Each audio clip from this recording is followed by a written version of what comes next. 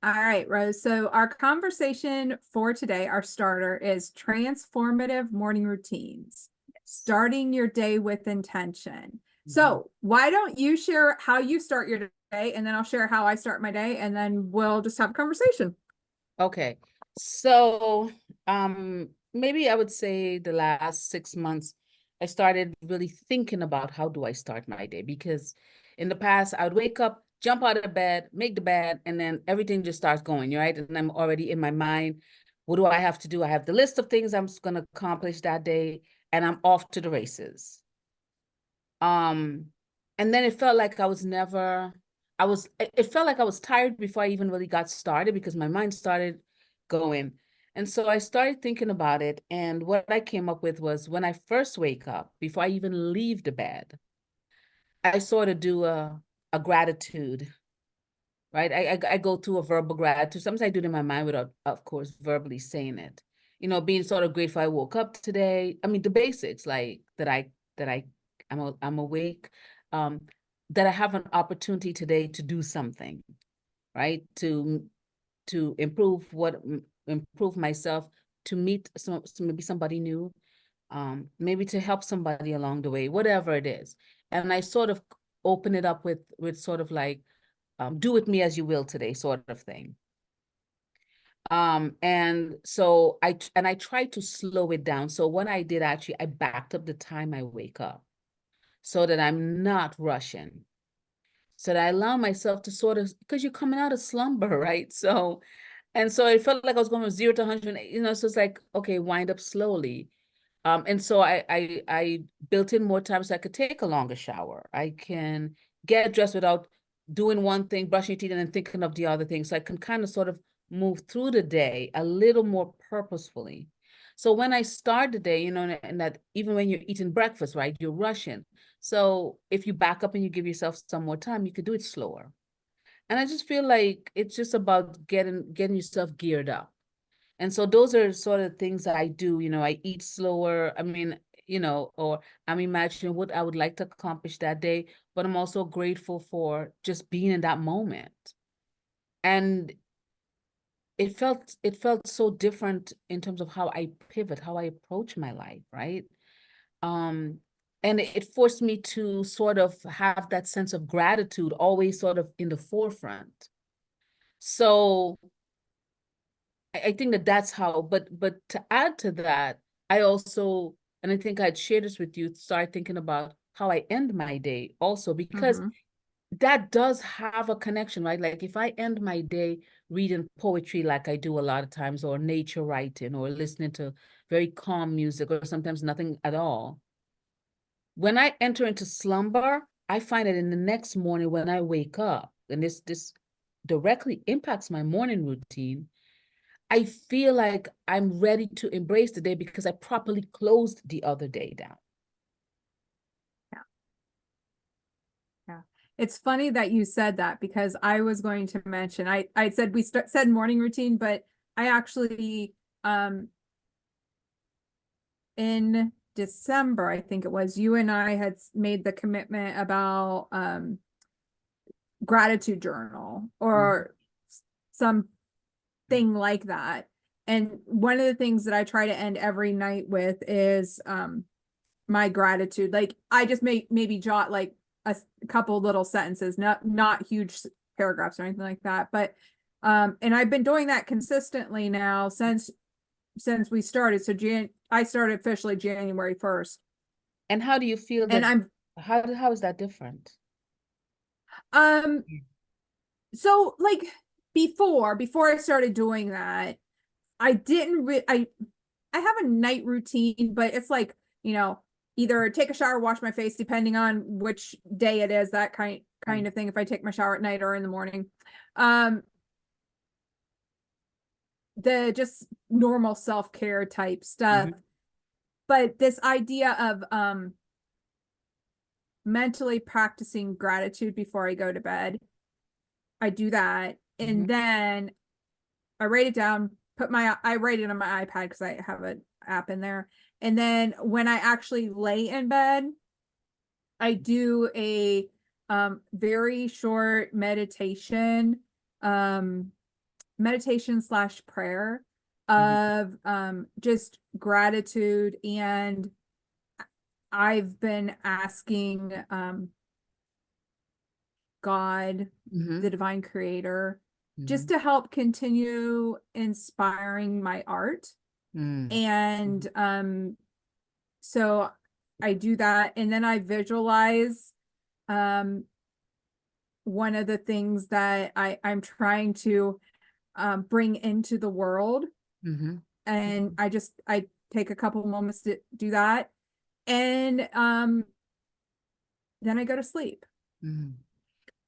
And it's interesting because one of the things I definitely do at the end is I close the day off, right? So even if it's been a challenging day, it, I may not have felt it was my best day. I didn't like how something went. I still close it off with the gratitude that it, it did, it happened and it's okay and it's closed. And then what I do with that is I say, if it's unresolved, if it's something that's unresolved, I say, if because maybe I don't know the answer yet, right? So maybe it's something that's causing me to keep something that's percolating. I always ask sometimes if while I'm trying to figure it out, to send me maybe in my dreams, or when I wake up in the morning, give me an idea, Mm, to help lead me in that direction. But I feel like when you close a chapter, it's easier to open one. And I feel like if we look at every day as a chapter, because I think for me, by mindfully and purposefully closing it off, when I wake up that next day, I'm starting fresh. Now, yep. certainly things are still to be done, Yeah. but I'm starting fresh and I don't carry Yeah. it with me, right? And Yeah. I find that I I, sleep sounder. yeah. I would agree with that. So the thing that I do in the mornings that I've started to do as well since then is I've been doing a morning meditation. Mm-hmm. Um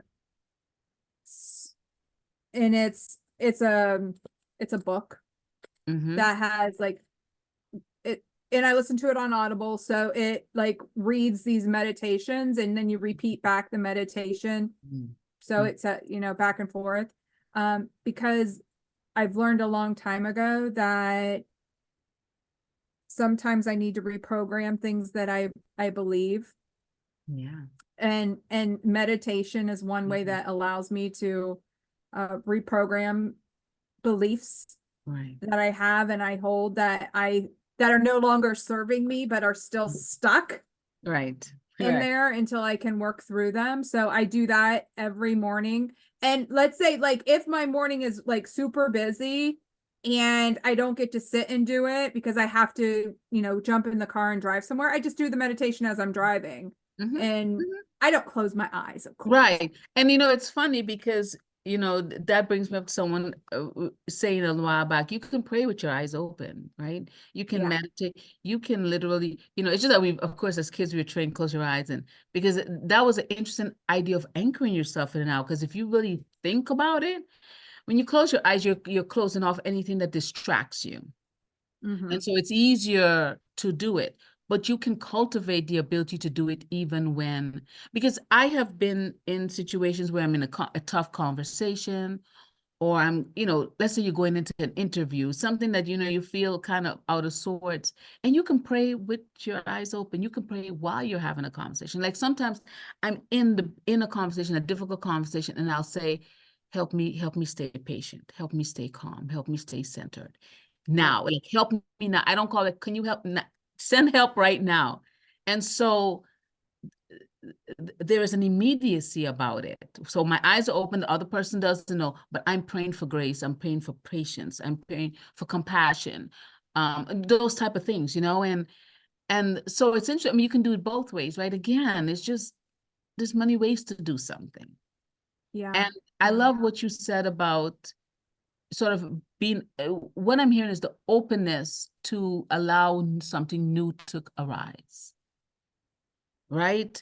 And I Yeah. think that comes back to that curiosity, but also comes to being a student in life. And I think one of the things I've understood is I'm a student of life. Until I draw my last breath, I'm a student of life. There's always more I can avail myself to. And I think that once you live in an open way, it's not an easy way. It's not easy, but once you live in an open way, it is easy for things to flow in and flow out, right? It's like a window. Mm-hmm. When the window's open, air can circulate and come in, it can come out, and you're less tethered to an idea. Yeah. The other thing that I've noticed, and I'm curious if you've experienced this too, but since I've been more mindful about closing and opening, I feel like my time has expanded. And I know that sounds Mhm. odd, but I just feel like I have so much more time Yes, yes. and that I'm accomplishing so much more Hmm. and I'm doing less. Because the word that comes to me, and I think is the best way I thought of it, is quality, right? So you Yeah. have the same amount of time, but it's how you spend that time. Do you, I mean, so as you know, I always have this thing about there are moments when I realize I need to get off the hamster wheel. So closing the day and opening it in a mindful way allows you to step off the hamster wheel. You are getting ready to Yeah. go on the wheel, or you're getting off the wheel for that day. But when you do it mindfully, there's a quality that you have injected into the time. So the time feels more expansive. It's the same amount of time, but you're getting more done because you're not sort of like on a clock. You're not geared, oh, this is the next thing, this is the next thing. You allow yourself to say, you know what? There's more than enough time to get that done. I that's later. And you allow yourself to kick the can down, and some things can be kicked down. Yeah. And the piece I think about, this is the piece I think about. I've always resisted notifications, getting notifications Oh, on my phone. And I've always held to that.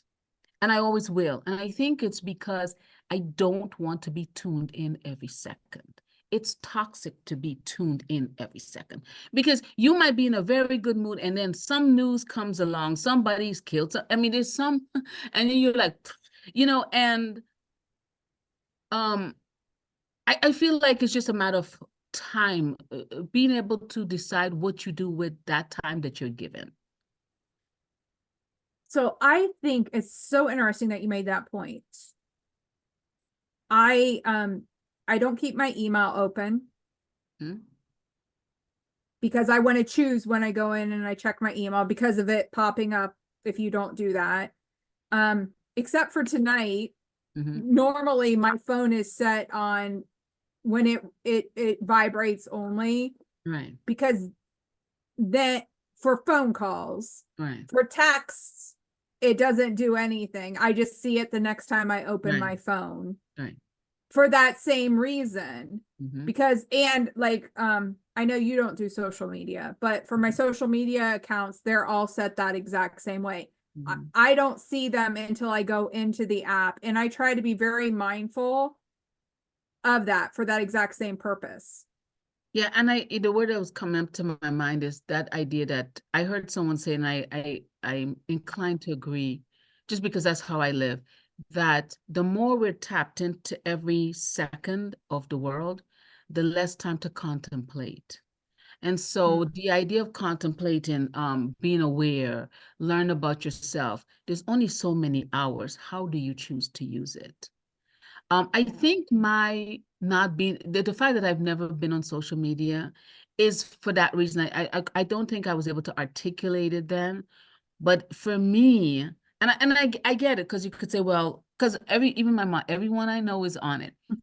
And they only do it for periods of time, right? Because it helps Yeah. communicate with family as far away. It has its benefits, no doubt.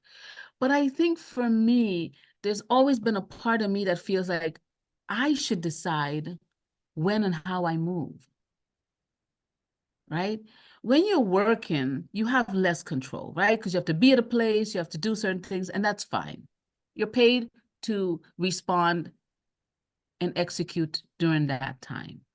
But in my personal time, I want to bring back balance. And I think I've always wanted to bring back balance. That's the place I most happiest in.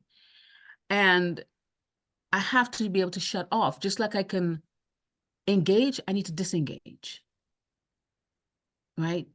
And so for me, I feel as if, and I don't know if I've wondered that maybe if I started on social media, I would have gotten to the point where, people take pictures of what they're doing every second of the day, and that's fine if they're trying to keep people in, and I have no judgment about that. But I think for me, I suspect for me, it was just sort of like I'm holding on to some of my time. So when I'm not working, I want to feel like I can move a little more organically. And I think that now, as we're having this conversation, I realized that that was it. I didn't understand it. It's that reaction thing, like, because we're like, you don't know. I mean, it's hilarious when younger people say, you're not, almost like, what are you doing with your life? You're not on social media. Like, I feel like I feel like I'm like living thousands of years ago. And people look at me like, but then it's interesting because I feel like there's a movement back to that, back to some balance. So I'm like, oh, I'd love to have more company join me. But it's interesting, even when I was younger, there was a part of me that wanted to be selfish about how I spent my time. Mm, I love that. Yeah. And All right. the other piece is, I think, is that quiet time allows you to anchor in the now, right? Because again, whether you're closing out the day or you're starting the day, there's that moving in the now in a seamless way without sort of having the world encroach upon you. And I feel like there's gonna be a time you have to be on the hamster wheel, no doubt. But I think there's a time on how you step on and how Mhm. you step off. And I think that they're very interconnected. And I feel for me, I feel that quality you're talking about. I feel like I haven't lost more time by making this intentional move, by living in this intentional way. And it's funny how our mind perceives time. It's interesting. I think it goes to that. But again, it's about you have a certain amount of time. What is it you'd like to do with it? And I think for everyone, they'll know what that looks like, right? For everyone, it's such a personal kind of Yeah. thing. I think we're just offering ideas about, well, sharing how we do it. And the wonderful thing I've come to understand about, regardless of whether you're talking about a morning routine or just how you live your life, is there's so many combinations. I just Oh, yeah. invite people to find the one that works for them. There's no right one and there's no wrong one. It depends on where you are in your life. What are the pressures you have? Who are you responsible for? There's so many calculations that impact how people can pivot. They might want to, but they may be constrained by the reality of that situation. And so I think that even if they're not able to do what we're able to do, it's just realize that maybe in time they can, right? Like maybe right now your life doesn't afford that opportunity, Yeah. but it's something you can Absolutely. work towards and not feel bad about it. But it's just, find out what works for you and what gives you balance. Because I think that this is how you start and how you end is just about balancing against the world that we live in, that's fast paced, that's just Mm, required. And I think that everyone will know or can intuitively find their own way little by little. awesome. This was a great Mm. conversation, Rose. I enjoy this. Thank you. Yeah, I like this.